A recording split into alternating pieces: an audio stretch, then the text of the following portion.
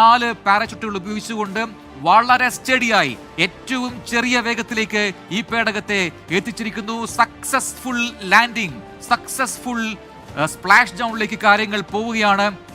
ഫ്ലോറിഡയിലെ ഉൾക്കടലിൽ ആ പേടകം പതിക്കാൻ പോവുകയാണ്. നാസ തന്നെ വിക്ഷേപിച്ച 2 എയർപ്ലെയിൻസിലുള്ള പവർഫുൾ ക്യാമറകൾ പകർത്തുന്ന ഏറ്റവും സുന്ദരമായ കാഴ്ച ഇപ്പോൾ പ്രേക്ഷകർക്ക് കാണാൻ കഴിയുന്നു. ഇത്രയും സുന്ദരമായി ഡ്രാഗൺ പേടകം കഴിഞ്ഞ വർഷം ഇറങ്ങിയില്ല. കാരണം കഴിഞ്ഞ വർഷം അത് രാത്രിയിലായിരുന്നു താഴേക്ക് ഇറക്കിയത്. ഇപ്പോൾ പകൽ സമയമാണ് അമേരിക്കയിൽ. അതുകൊണ്ട് തന്നെ വളരെ വ്യക്തമായി ഈ സ്പ്ലാഷ് ഡൗൺ എന്താണ് എന്ന് നമുക്ക് കാണാൻ കഴിയുന്നു. ഇതിപ്പോൾ ടച്ച് ഡൗൺ സംഭവിക്കാൻ പോവുകയാണ്. ഇത് കടലിലേക്ക് വീഴാൻ പോവുകയാണ്. വളരെ സുന്ദരമായ കാഴ്ച. 20,000 km/h നിന്നും അതിനെ ഈ വളരെ ചുരുക്കി കൊണ്ടുവന്ന് ഏറ്റവും ചെറിയ സ്പീഡിലേക്ക് ഇത് എത്തിയിരിക്കുന്നു. നിമിഷങ്ങൾക്കകം ഇപ്പോൾ 3:26 1 മിനിറ്റിനകം ഈ സ്പ്ലാഷ് ഡൗൺ സംഭവിക്കും. അതിനുള്ളിൽ സംഭവിക്കുമെന്നാണ് മനസ്സിലാക്കാൻ കഴിയുന്നത്. വളരെ സ്റ്റേബിൾ ആയിട്ടുള്ള, വളരെ സ്റ്റഡി ആയിട്ടുള്ള ഒരു പതനം എന്ന് പറയാം. ഒരു പ്രശ്നങ്ങൾക്കും ഇടയില്ലാതെ വീണ്ടും സ്പേസ് എക്സും നാസയും തെളിയിച്ചിരിക്കുന്നു. ഇറ്റ്സ് വെരി ഈസി എന്ന രീതിയിൽ അവരതിനെ നേരത്തെ വിഭാവനം ചെയ്തതുപോലെ കാര്യങ്ങൾ നടക്കുന്നു. ദാ വളരെ മനോഹരമായ മറ്റൊരു കാഴ്ച, ഒരു ഡൗൺ ആംഗിൾ ദൃശ്യമാണ് ഇപ്പോൾ പ്രേക്ഷകർ കാണുന്നത്. അതിൽ വ്യക്തമാണ് താഴേക്ക് മന്ദം വരുന്ന ആ കാഴ്ച. വളരെ ബ്യൂട്ടിഫുൾ ആയിട്ടൊരു കാഴ്ച. ഈ പേടകം ഭൂമിയിലേക്ക് എത്തുകയാണ്. സുനിത വില്യംസ് തിരികെ ഭൂമിയിലേക്ക് എത്തുന്നു. നമ്മുടെ അഭിമാനമായ സുനിത വില്യംസ്, ഒപ്പം ബുഷ് വിൽമോർ, നിഖ്യേഗ് എന്ന് പറയുന്ന ഈ ക്രൂ കമാൻഡറും, ഒപ്പം ഗുർബനോ എന്ന് പറയുന്ന റഷ്യക്കാരൻ, ഇങ്ങനെ 4 പേരടങ്ങുന്ന ഈ സംഘം താഴേക്ക് എത്തുന്നു. അവരുടെ കാത്തിരിപ്പ് പൂർത്തിയാവുകയാണ്.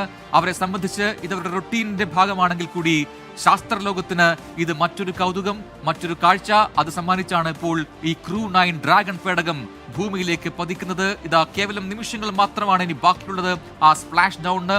ഇപ്പോൾ പാരച്യൂട്ടിൽ വളരെ സ്റ്റഡിയായി, ഏറ്റവും സ്ലോ എന്ന് പറയാം, വളരെ ചെറിയ വേഗത്തിൽ മാത്രമാണ് ഇപ്പോൾ ഈ പേടകം നമുക്ക് കാണാൻ കഴിയുന്നത്.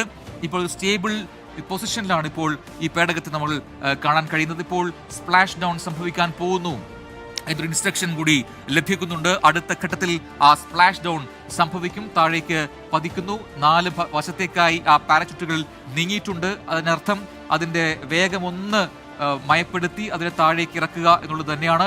ദൃശ്യങ്ങളിൽ കാണാം. അടുത്ത സെക്കൻഡിൽ ഈ സ്പ്ലാഷ് ഡൗൺ സംഭവിക്കാൻ പോവുകയാണ്.